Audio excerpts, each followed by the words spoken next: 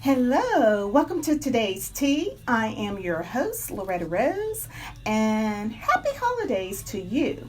Well, our special guest today is phenomenal. I mean, he is extraordinary. Today's show is going to inspire those that are listening, watching, to know that it's not about where you start, it's all about where you're going. And never ever keep your eyes off the prize. So, before we get ready to get started, I want you to know about our special guest today. This person is a man with extraordinary passion for others. He certainly has a gift when it comes to communicating with people from all walks of life. Although his formal education ended in fourth grade, as a child, he never stopped learning. Today, he is on today's tea. So I want you to hold tight because he's going to inspire you. This gentleman is amazing. We're going to start off today's show with video by Kiera Sheard. Don't judge me. Oh, yeah. Don't judge me. Stay tuned. It's today's tea here on Cable TV. Thank you again for tuning in to today's show. My special guest is the one and only Daniel Ross. And I will say, I always ask, where have my lost brother been? Thank you so much for being on today's show. Thank you for having me. That song that came on after Don't Judge Me was God Made a Way by Travis Green. Wow. Oh my God. And your story is proof of that. Mm-hmm. God made a way. Mm-hmm. So, Daniel, people that are watching, we have those watching online, those that are watching on television. Today is so awesome. See, he already have people trying to contact him. That's how amazing he is. Daniel has a very unique story. His story, he uses it as a platform to encourage and help others that has dealt with pain. And you have had your share of pain. Mm-hmm. So I want to start off by you sharing your story, a brief, conversation about your story. Okay. I guess you can start from when you were a child. Okay. Because people want to know, like, fourth grade education, how is that possible? And yes. You're going to find out in a minute because now this man travels over the world, around the world. So tell us a little bit about your story. Well, thank you so much for having me. Absolutely. It was amazing meeting you at the adoption party. Yes. What was that? That was 2 months ago. It was this summer. It was this summer. Yes. That's right. Shout out to Tabitha Vasilis. That's right. She also has been on today's tea as well. And it's amazing that's how we met. That's right. At an adoption party, a victory celebration. That's right. And Daniel and I met, and this man's story is amazing. You really, really encouraged me in so many ways. And I only mean everybody that has encountered you as well. Because I was actually contemplating, like, going back to college and attending, to sharpen skills on certain things. And Daniel was saying, there are people didn't have to go to college and don't have that degree, but yes. Doing what you're doing and doing even more. And he was like, degrees are great, but he said, stay focused on, you were letting me know, stay focused on what God is telling you, because God is a teacher in himself. Yes, and we both mentioned, we both know Les Brown and who Les Brown is. And we all get inspired by stories of others who have had tremendous options. I mean, not options, but tremendous challenges. Mm-hmm. And so we both mentioned that we both know of Les Brown and his yes. story. And like you said, we're not knocking education. Right. But don't let that limit you. Yes. If you have an opportunity and a door to go through, and don't let that stop you. Absolutely. And because Les Brown's one, I mean, I don't believe he struggled just to get through high school. Wow. And so you asked me my story, mm-hmm. and every time I tell it a little bit. It's funny how it comes out for myself because it comes out a little bit different each time. Wow. And I'm always wondering, okay, how is this going to come out? Because it's not scripted. Right. So yes, my highest grade is fourth grade, and first of all, people are like, man, that's impossible. Yes. Yes. Yes. So I was talking with somebody today, and it's an educator in special education and has highly degreed, and we just had a really great conversation about this. And I was telling her, I remember kindergarten.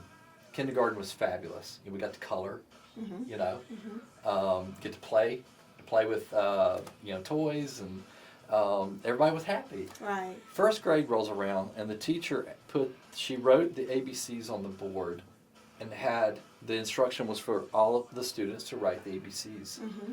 And for the life of me, I could not do this. And it went through the entire period where recess was the next period, Mm-hmm. and I was kept after school. I was kept in that period where everyone else went to recess, Mm-hmm. and I stayed in my seat, not being able to complete. Right. In that entire recess period, I couldn't even get to, I think I had completed maybe C, Mm-hmm. and I would look up and look down and look up and look down. I could not, for the life of me, figure out how to put those shapes onto paper. Wow. And so I had to repeat first grade. And there was the same issues. Mm-hmm. And so second grade, I believe I just got passed on to second grade. And then the third, and then the fourth. I wasn't reading and comprehending sentence structure, wasn't not understanding math. Anything the teacher said, I could not comprehend. Mm-hmm. Got transferred into another school system, or another, actually a private school, where I had a placement test done. Now, if my math is right, I believe I was around 10 or 11 in fourth grade. This placement test at this following year, where age-wise I should be in fifth grade, Mm-hmm. I was tested at second grade level. And so they had put me in where my level was. Right. And so I went back into second grade level work. And it took me from, which I believe I was 11, Mm-hmm. from age 11 to age 16 to get back to fourth grade level work. Wow. Wow. And at 16, I'm watching my younger sisters and my sisters' friends, that are younger than me, that are coming up to my level and then passing me and going on to other levels. Wow. And I'm still in this level of this fourth grade. Right. I mean, can you go there? Can you imagine what that felt like as a 16-year-old trying to do fourth grade work and not able to do it? Wow. Wow. Wow. Wow. And this was in a school system that was a private school that used a self-motivated curriculum. Mm-hmm. And so I did not advance. Right. And I finally just, I began to run away at between ages of 10 and 11. 10? 10 and 11, running Wow. away, staying overnight in the woods. I would sleep in cars that were unlocked. I would sleep in garages. I remember sleeping in a culvert, a big culvert that went under a city street once. And that progressed through 16, where I was actually being away for a week to 2 weeks. But I would get caught by somebody in the community and brought back home. Wow. And so that's how it happened. Wow. You endured a lot as a young child. And believe it or not, there are other young people out there having their struggle as well. So you're really, really being a voice for those that are probably experiencing something similar, but just really don't know how to put it into words. And then sometimes, I love the fact how you use your platform and you love to reiterate about don't judge people. Where did that philosophy come from about don't judge people? And that's what I love about you, because you can communicate with people that are their lowest Yes. to the highest. And when I say the highest, millionaire status, billionaire status, but you treat everybody the same, which we all should. Yes. But where did that come from, that passion that you have, and you use it with everything that you have? Where did that come from? Okay. So this is like a huge jump, and I'm going to try to bridge this, and we'll have to go back, and you'll be picking me apart after, So I'm going to bridge it. At age 30, prior to, between 16 and 30, a lot transpired, a lot of pain, a lot of confusion, a lot of insecurity, and trying to find myself, trying to find how do you work when you go to fill out an application, and you're an adult, you're 20, 21, 22 years old, and you struggle with filling out an application. And when you get it filled out, it looks like a kindergartner did it. And so and we'll talk about my work history later, and you can. It's correct. It's a really work history. We're gonna it's talk a really about bizarre story, but so age 30, I read my first book through age 30. Age 30, much struggle. And it wasn't because I just decided one day, hey, I'm going to read a book. It was years and years and years of attempting to get through a sentence and comprehend a sentence, and I mean, for example, I would read a sentence 10 times and not understand it. Wow. And then I would get to the 11th time and then realize, oh, I had 2 words turned around. Jesus. Or I missed a word. And 10 times, who does this? So at 37, I'm 49 now. At age 37, I went and had testing done. And that's where at age 37, I was diagnosed with dyslexia, severe dyslexia, something called dysgraphia. There's a math equation processing issue that I can't even pronounce it. There's another one where there's audiosensory processing disorder where you hear words, audio, almost like a dyslexic reads. So when I hear your words, I will comprehend your second word before I comprehend your first word. Wow. A 3-syllable word. I will comprehend, I will understand and hear the third syllable or the last syllable before the first syllable. And so that was an audio sensory issue that I dealt with. So I'm going to keep bridging. So at around 35 years old, I went to a seminar on personal development and people skills. And for some reason, in this seminar with, I believe, 1,200 people in this seminar in Minneapolis, Minnesota, in I think 2005 or 2006, if the math is right, my brain turned on in the seminar. And I made it, later I made the connection. Why did this happen? Why did it not turn on any other times? Why did I not learn? Why did I struggle with learning? One of the things they taught in story form, they taught this seminar in story based. And for some reason with that story based, it activated something in my brain, and I was able to learn and comprehend and apply. Wow. But so to answer your question with the judgment, this particular seminar I went to had an exercise. Now, you know, 1,000 people in this room, maybe 1,200, and there was an exercise on judgment and judging your neighbor. And we had to break off into a group of, I believe it was a group of 4. And, you know, they section a group of us together in this audience. And all these groups are doing this structured exercise that you cannot get out of. And they prepped you for this. And intentional. And said, no one is leaving. All your bathroom breaks are done for right now. You've got to do this exercise. Wow. And the exercise was to judge the other 3 people in your circle. And you had to write it down, the things negatively that you would judge. And the leader of this was stressed. You don't fake this. If you want to change, you spent your money to get to this conference, do this exercise. Because we judge people every day. If we're at the red light, the gas station, at school, at home, we're judging constantly. And so I had to go through and judge negatively what my first intention, what my first negative judgment were for these 3 other people. And they had to do it to everyone else, and including, with me. And we had to write this down. And I'm talking, you're writing this down, and you've never hid something so guarded, something so much in your life when you're writing something negative, and they know you're writing it negative about them. Wow. And so it set you up for a really emotional experience, an emotional learning experience, an emotional healing experience. And so when I did this exercise, I did not want to do it, but I followed the instructions. Our next assignment was to admit our judgment to the 3. And we all had to take turns. Wow. But it was set up in an honoring way that we had to lead out with, I made a mistake, and I was wrong, and I judged you, and I judged you for this. Wow. And I'm telling you, going through an exercise like that, it stopped me in my tracks. When I left that seminar, when I went to the airport, that left me changed. Wow. And even when I might have slipped back into those judgments, I would always come back to that first experience I had and how that felt.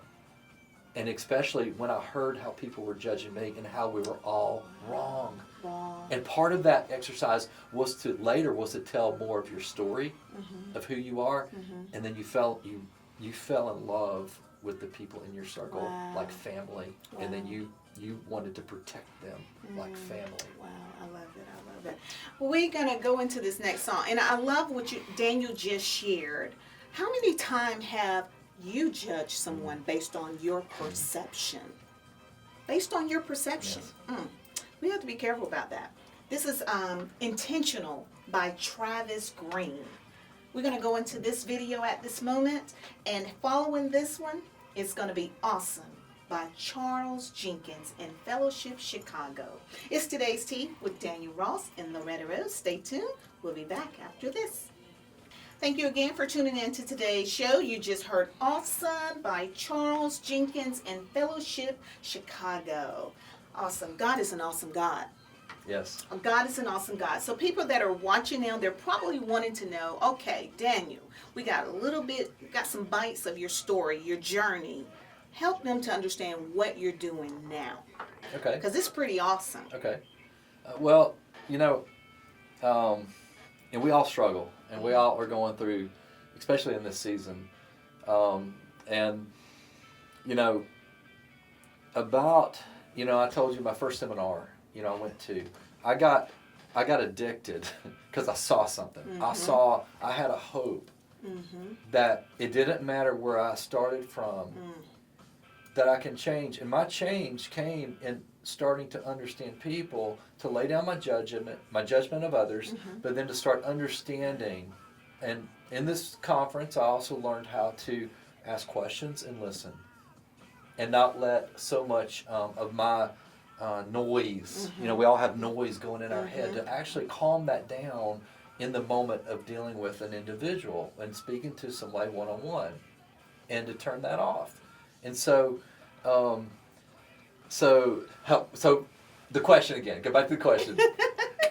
So what are you doing now? Okay, here goes.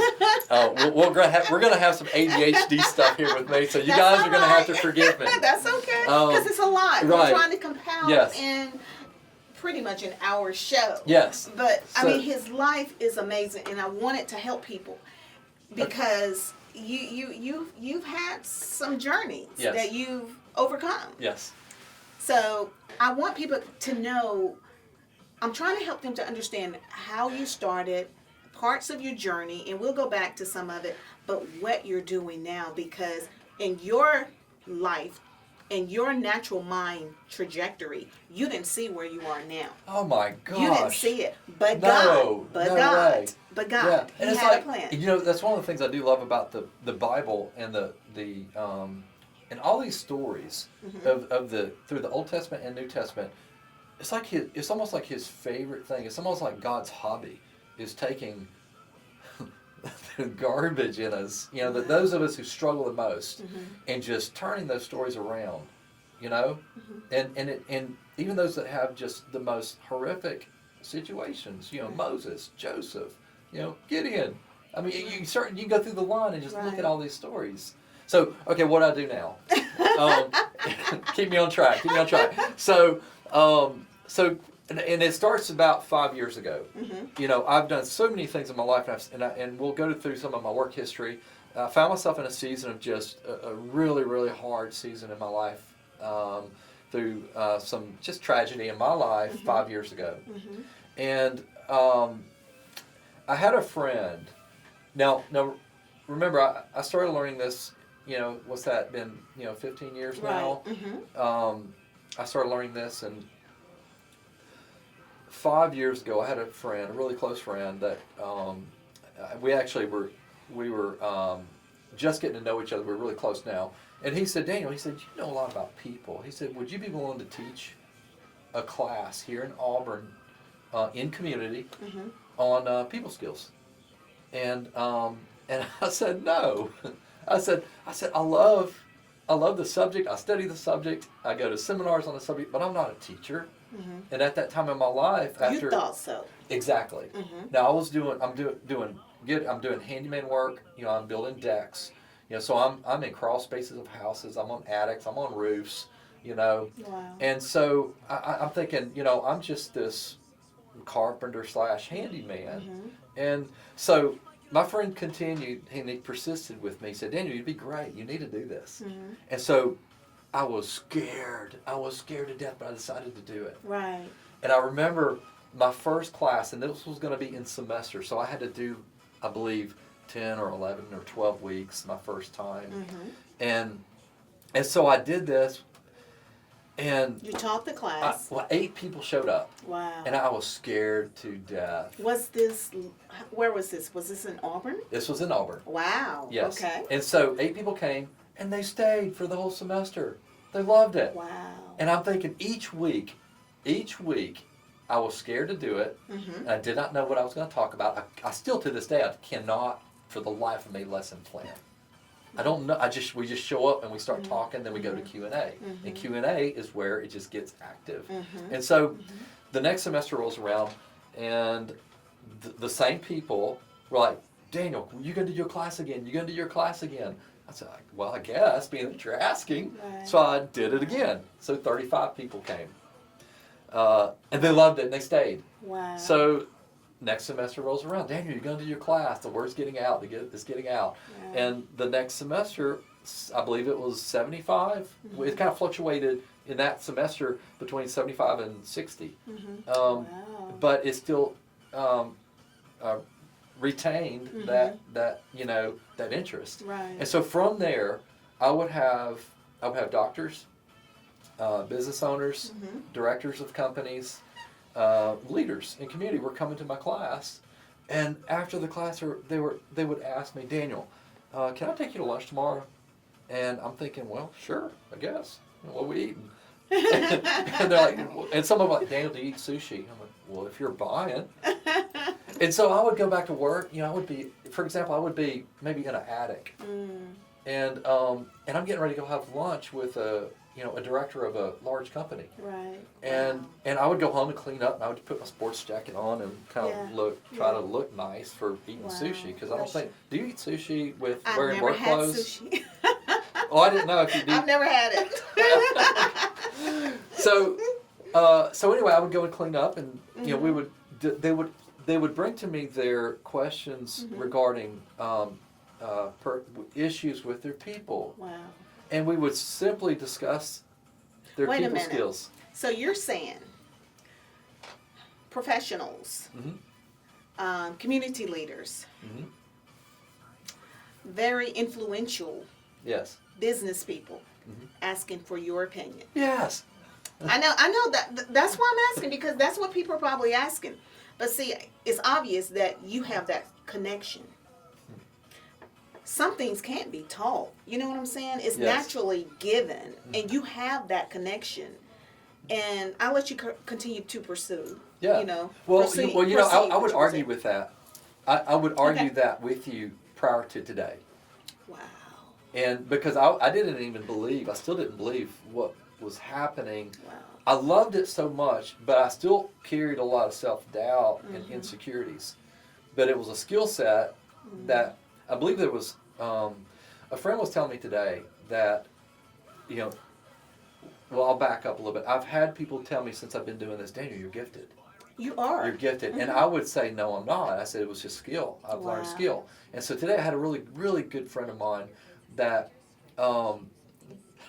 we were joking today about me, whether I was going to mention him on the broadcast. Sure, I mean, and so, cool. But he's been a really good mentor to me. Your friends are my friends. Yes. And so, I'm going to say his name. You're going to kill me. Friend. You're James. So we love you. So James, James said, Daniel, if you mention my name, you're going to owe me. Well, we owe you. Right. So James was born a dyslexic like me. Wow. Early in his life, James had gotten support for his dyslexia, and so he started learning at a young age how to use it. And he started mentoring me in this only just a few years ago, saying, Daniel, you realize that dyslexia is actually a superpower? Wow. And he said, that's my superpower. James went on from struggling in school and in many ways to seeing concepts in software. So James built a software company worth a lot of money. Okay, that's good enough. That's good enough. And he operates on a high level, Wow. CEO level, and so he's been a mentor to me. Mm-hmm. And so, so yes, I carried this, and I'm still in the process of being healed, Right. and stepping into this. So I would have people tell me, Daniel, you're gifted, and I would say, no, it's skill. Wow. And so today, it really hit me today that it's a combination, that it is a combination of gifting and skill. Wow. And we all have giftings in us. Absolutely. And there is opportunity for us to develop skill I love too. it. I love And so it. don't negate either one. Mm-hmm. And so yes, I am speaking to leaders, and leaders are asking this fourth graders, and I say that kind of jokingly in a way, Yeah, I know. because I believe I'm healed more than I was, 5 years ago. Right. And so, yes, leaders are reaching out, asking me these questions, and they're going and applying these things that we suggest, that I suggest, or we come up with solutions together. They go back and apply, and they have successes. Right. So what do you think that because people are probably watching and wanting to know, what are you giving them, that they didn't have? What have you shared with them that was the missing link to the... Okay, well, one of the things that, and it's not the only thing, but this is kind of one of the things that is I think, if you want to call it a platform for me, and this is something that it just, for some reason, it's just, when I first became aware of this, again, like the judgment thing, I could not turn it off. I probably made some people close to me sick because I could not, I just was obsessed with personality. And when I say personality, some people just, that's a broad, it's a broad subject. But specifically, so like a DISC assessment test, or Myers-Briggs, or even now we have, I think, Enneagram is kind of a hot topic today. So all of these personality assessments are they're patterns in people. And so I started to learn the patterns of people. And that's what we talked about, is the patterns and the weaknesses and strengths of the patterns. And we really break it down in a scientific level to where it's understandable and it's relatable. Relatable and applicable. Yeah, it's relatable. Yeah, absolutely. Yes. I love it. We're going to take another break, and then we're going to come back, and we're going to talk a little bit more about Daniel Ross. He's an inspirational, our guest today, but also he's a motivational speaker. He's a life coach as well. And parts of Alabama call him the people's coach. There's another show that talks about that. Yes. We're getting ready to go into our next video. This is You Don't Know. This is by Zacardi Cortez. I like it. You don't know. Stay tuned. It's Today's Tea. We'll be back after this. You just heard I Can Only Imagine by Mercy Me. You know that one, don't you? Yes. Oh, yeah. I Can Only Imagine. Okay, again, our special guest is Daniel Ross. And he has a very, very unique story, as if you've been following the show or been watching today's show. Daniel, we're in the holiday season. You've had your share of depression, oppression, and you mentioned that you wanted to encourage people that may be dealing with that. Before we went on air filming today's show, someone was sharing with us about a friend that is just overwhelmed by dealing with finances, financial situations, and just life. Yes. So I want you to speak from your heart to encourage people. What do you think? Because we see, depression and suicide, is on a very high level. And we want to help people to know that whatever you're going through, there is a way. Yes. Tomorrow can be better. Yes. You have to just go on through. On the other side is something greater. And I think sometimes when we go through and people go through, it can be so unbearable, it seems like, but you can't even see Yes, you're the isolated. other side. Yeah. So, because I know Daniel's story, and he shared it with me, and some things that you've dealt with. Man, I thought I've been through some things. Yes.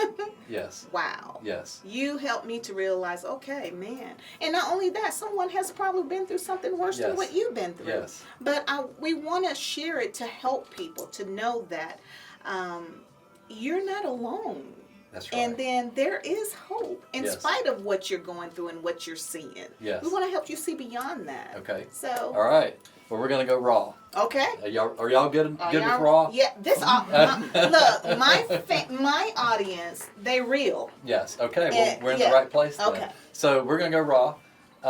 You talked about depression, and again, I want to speak to you out there. You know who you are, who's going through this. You're going through this pain, and you feel isolated. You feel alone. You feel like you're the only one out there that is dealing with this oppression, depression, not able to pay your bills. You're wondering what the future looks like. The future looks so black to you. I've dealt with suicide and depression since age 10. And I attempted it privately. Well, no one knows this. At age 10. Wow. And it wasn't a follow through, but it was a really close. Jesus. It was a close call that in my own mind at the time and what I was doing, but had that desire, and that desire when that got birthed, that became an option for me throughout my entire life into my 40s.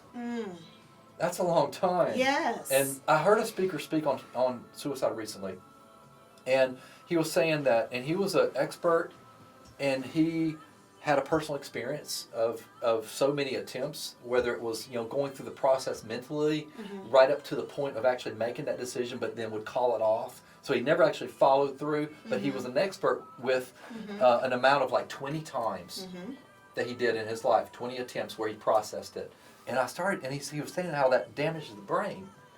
And I started calculating, I did a little math formula, how many times I was, on average per year, what I was doing from age 10 and through my 40s. And it ended up being close to 2,000 times where I've processed this suicide. You keep me on track on time, okay? Because I'm going to go into my story. Okay. So at the same time, you guys heard the beginning of my story, and you heard about the education struggles. At about that same time when I changed into that new school, my family had gotten involved in a church that was okay, I'm going to preface this with forgiveness. So you guys that hear my story, I want you to understand that I'm at a different place, and there's a place of forgiveness that is in my story, but I have to tell part of the pain before I get to that. So any of you guys that are hearing that might even know me and know or be connected to some of the past, and I want you to hear me all the way out. This is not throwing anyone under the bus, but it's what happened. Wow. And so this church, it was a small rural community church in Mississippi that started preaching against, I want to say against, but they were really believing for healing, and they preached for divine healing. And so what happened is it went too far, in my opinion, and I think in the opinion of a lot of people, that it went to the point of people dying because of illnesses of not having medical treatment, because it was kind of an underlying belief not to take medication, and so it went to the extreme of a really dear friend. It was my older sister's best friend, actually dying in a church service with the minister forcing her to stand and have faith when she was deathly ill, and she died right before my eyes in a really, really, really hard situation. And this is you as a child. At 11 years old, watching her die, sitting right next to me. Jesus. And so that was trauma. That was trauma. So with this going on, so I'm painting more of the picture of my background. And so picture the school. I'm in this. This same church had opened a private school, and I'm in this private school, not completing schoolwork day in and day out, and so that incompleted work was interpreted as rebellion, and so I started to get disciplined for rebellion. at that age. And so really between the ages of 10 and 11, started getting spankings on a regular basis. And spankings turn into what I would consider beating sessions, where it was the extent of, and again, I forgive, and I don't hold anything against those that did this to me. Because you wouldn't be where you are no, if you didn't forgive. No, I didn't. And I understand we all make mistakes, because Lord knows I made mistakes with my own children. And so, but there's always a new beginning. And so I released these people, but I'm going to go into that. So it was extreme cases of actually me being held down by men and being beat with rough cut timber, like a rough cut 1x4, a 5-foot long board, and hit 30 to 40 licks. Jesus. And these type of sessions were frequent through those years because I wasn't reading. I wasn't comprehending. I was coming home with incompleted schoolwork, and disciplined at school, spanked in this little non-credited school, and then sent home with a note and being disciplined at home, and then running away and being away for 3 to 4 days, and then getting caught, brought back, and then disciplined severely on my return.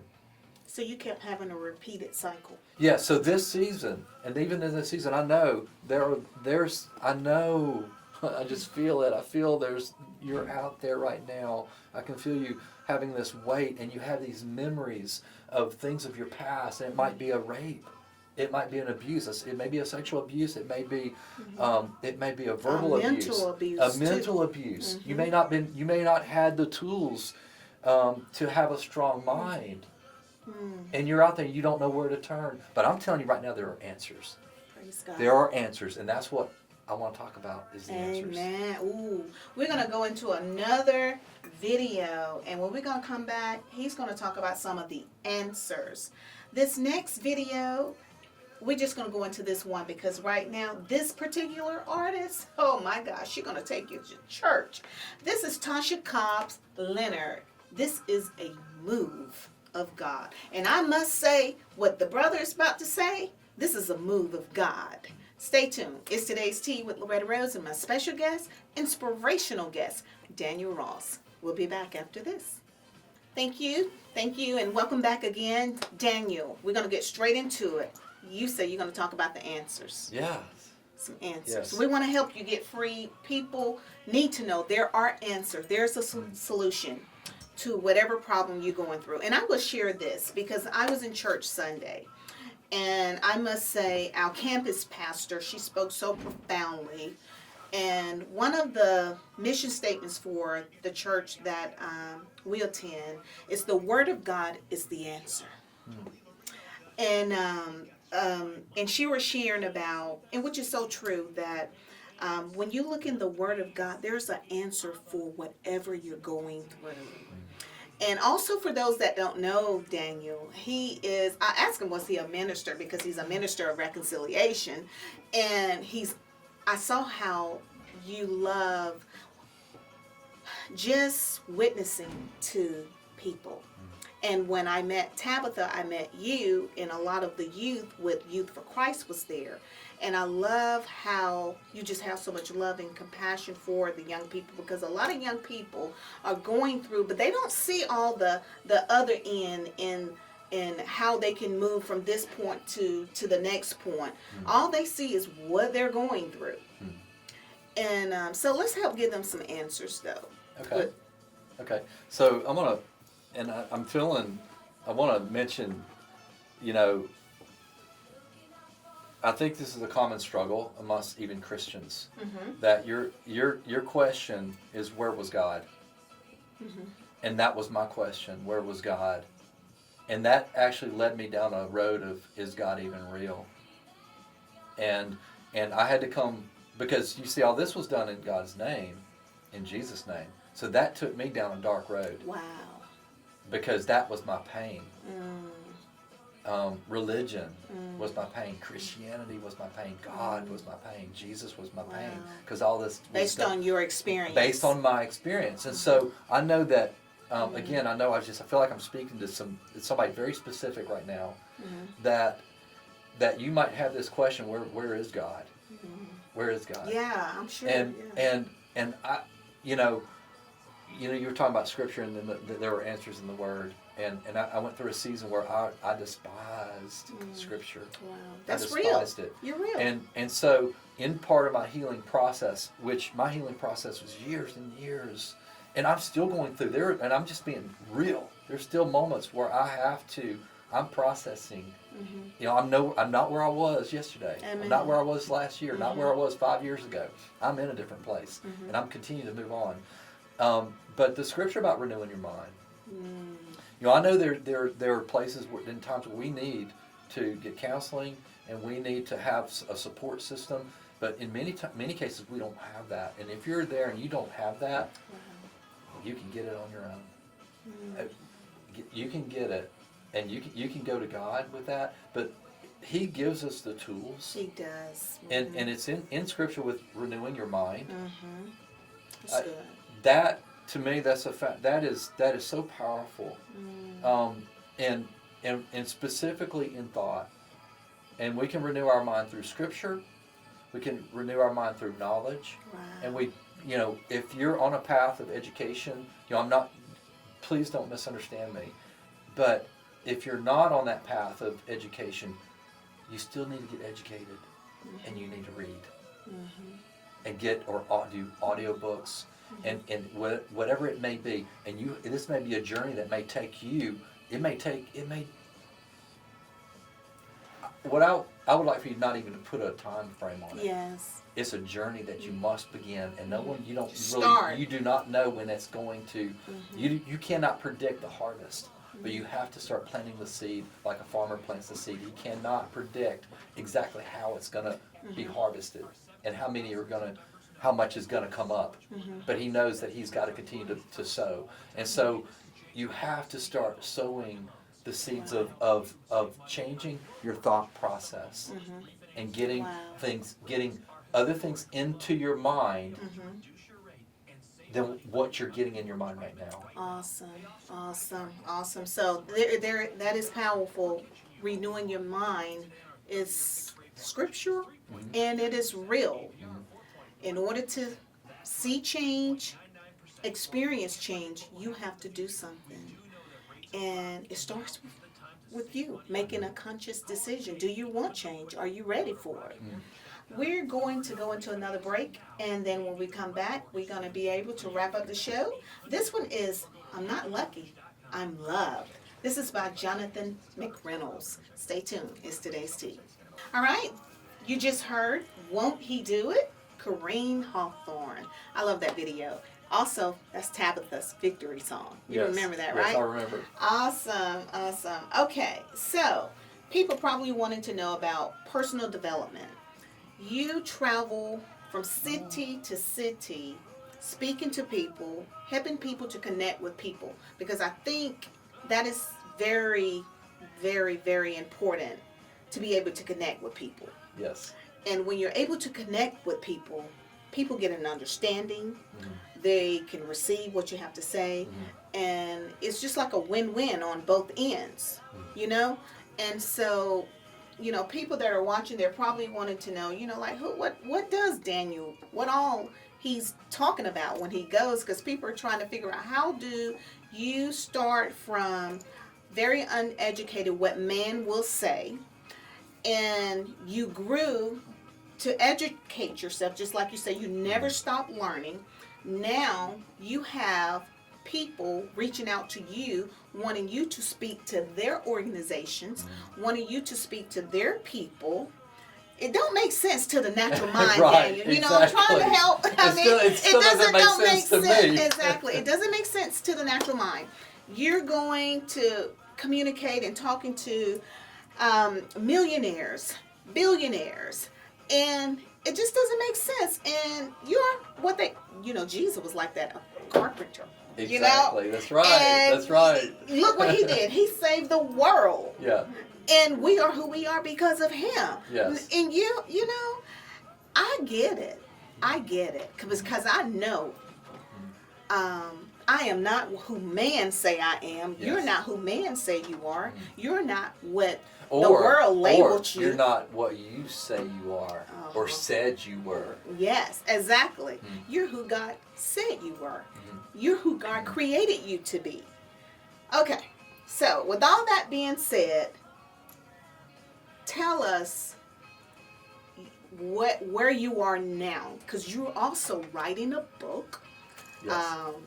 You all get the first of that. And it'll probably come out sometime later on in 2020, probably, or Yes. so. But help them to understand, Yeah. you know.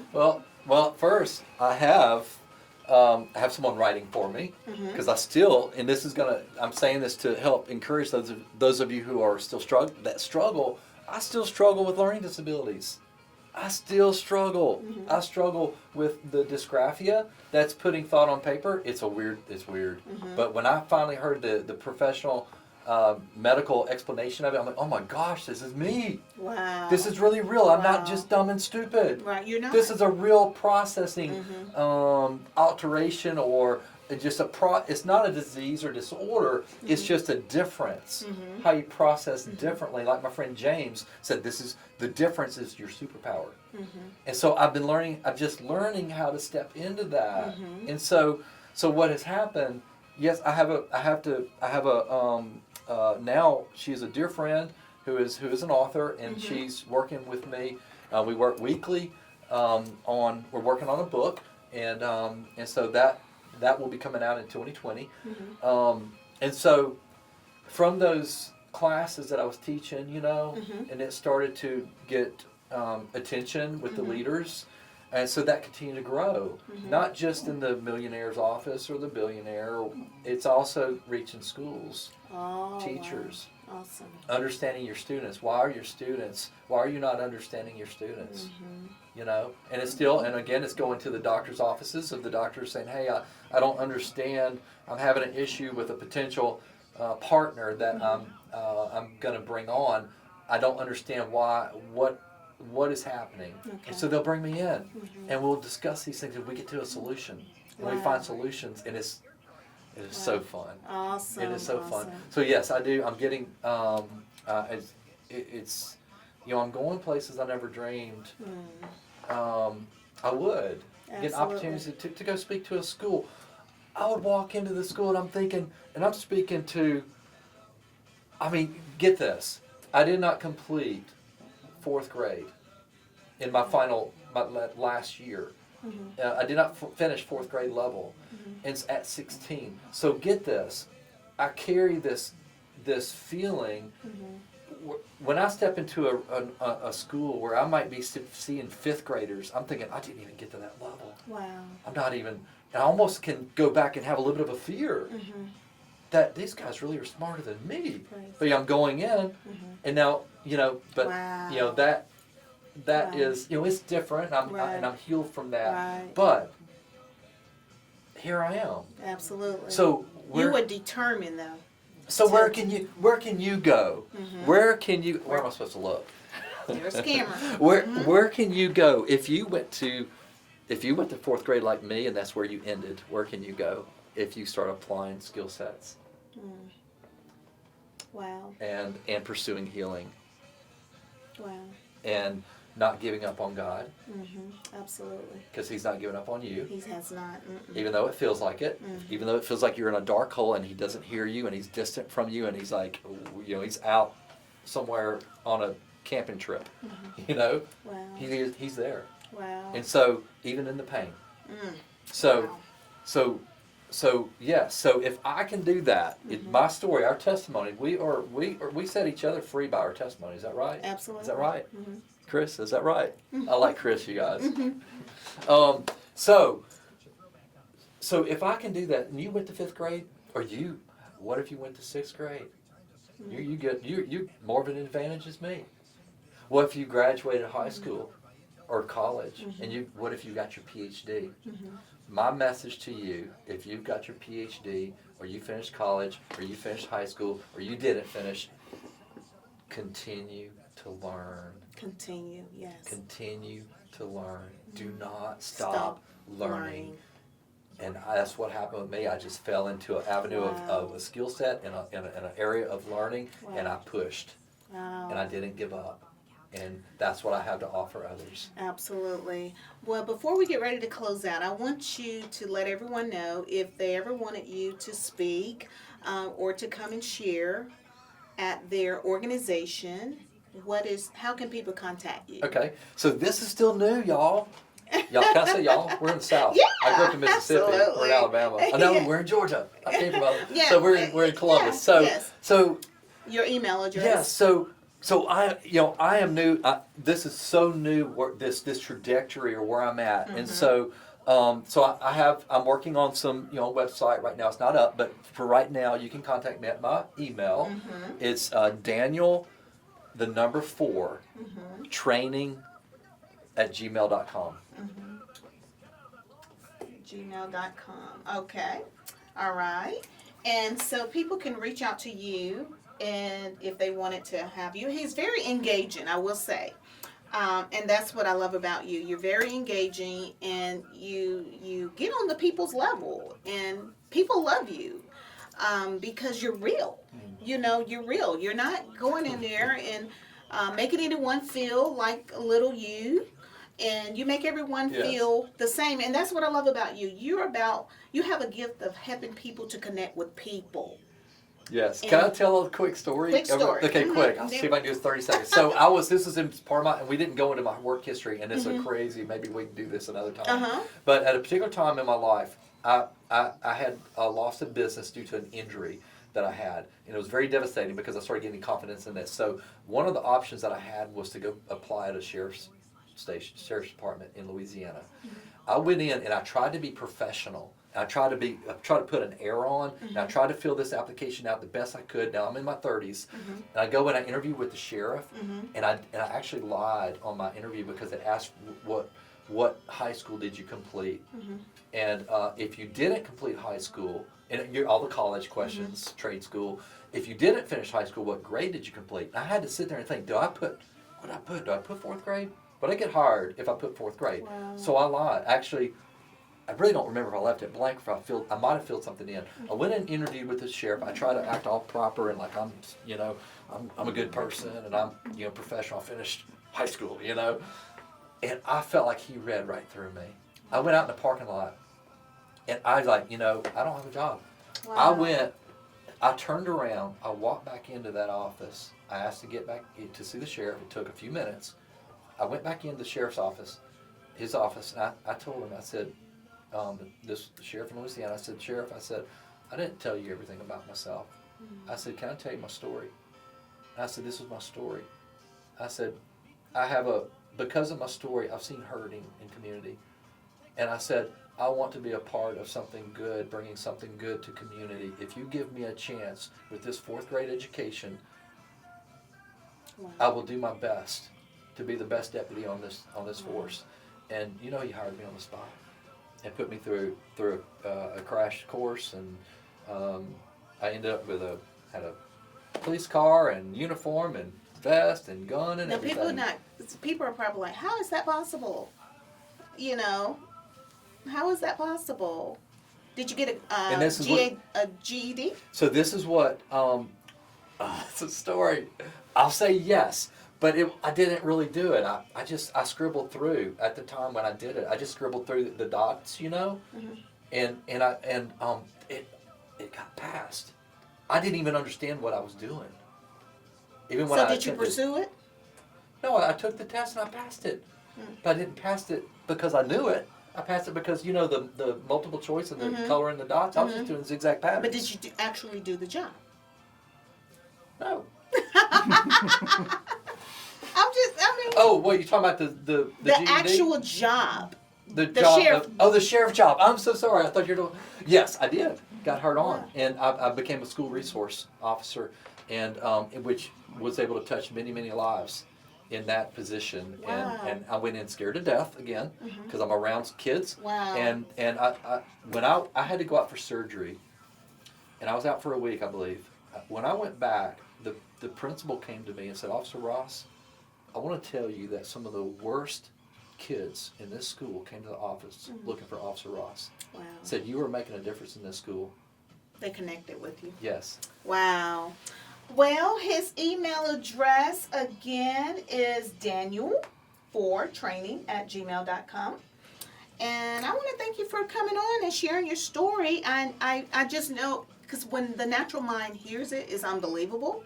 But you are a testament of what God will do and can do if you will open yourself and yield yourself to be used by Him. Yes. We're getting ready to close out, and I'm going to let you look into that camera and just speak, 30 seconds of just encouraging the people as we get ready to close out. Okay. Thank you. All right. Well, yeah, I just want to say, again, I'm feeling for those of you that are hurting in this season right now, I want to just say that there's hope. There's hope. And you hear my story, you see me here and I look clean and, I might look like I didn't come from where I came from, but I did. And so, again, I want you to have that belief system that wherever you came from, that there is hope and there is opportunity for you to grow and become the best you. And you can you can start on a path of change. And in 12 months' time, you can look back and say, where in the world am I? Who was this person, 12 months ago? So continue to believe and give these pains that you have in this season, give them to God. Absolutely. Go to Him in prayer. Believe that He is hearing you and He's listening to you. But also do your part. Mm-hmm. Do your part. It does take work and it takes change. And sometimes you have to change your people. Yeah. So do the change and do the work that it takes. And if you need me for anything, if you have any questions for me, please reach out. Awesome. Reach out. Well, thank you so much. Thank you for sharing your story. And also thank you, James, as well. Because I wanted people to know that they're not the only ones going through whatever they may be going through. And your story is a story of hope. And it also helped people to know that there's hope for them as well. Yes. So thank you all for tuning in to today's show. We're going to close out today's show with Enough. This is by Corrine Hawthorne. And everything, if I could share this with you, everything that you need, it is in God. He will supply it. Everything that you desire to have, He has the plan. He has the beginning. He knows the beginning and the end. If you feel like you don't have what it takes to do something, I am a living proof that God will teach you what you never thought that you could ever do. He's amazing. And so I will encourage you to seek the one that has the plan. Your beginning, your end, your in between, the author and the finisher of your faith.